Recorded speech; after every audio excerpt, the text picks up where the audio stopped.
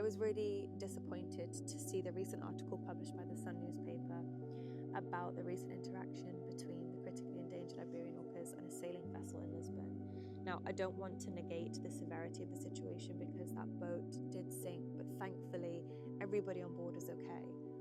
But I do want to speak specifically about the sensationalized media that followed.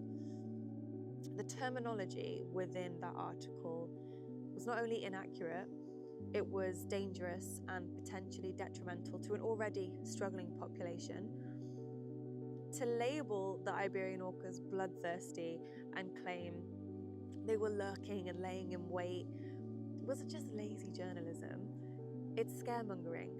And I think the media have a responsibility to tell an accurate and balanced account, and that's not what happened here. They twisted the story and they vilified them, and that's destructive. And I feel like since the beginning of these interactions a few years ago, certain media and news outlets have been intent on creating this Jaws effect around the orcas.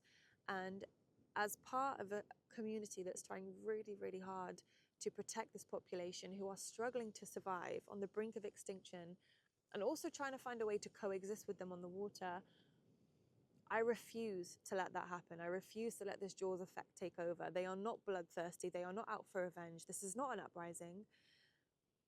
But I understand the severity of the situation. But I really feel when it comes to the media, they have a responsibility to do better.